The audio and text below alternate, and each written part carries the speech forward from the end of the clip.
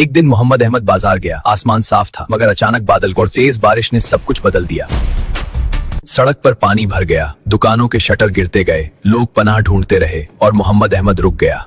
बारिश के शोर में एक खामोश मंजर था। एक बूढ़ा शख्स भीगता हुआ अकेला खड़ा था। मोहम्मद अहमद ने अपनी शाल उतारी और उसे बूढ़े के कंधों पर रख दी।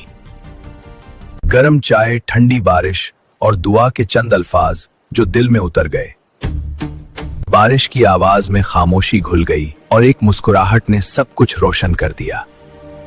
जब बारिश हल्की पड़ी, बाजार जाग उठा और दिल भी।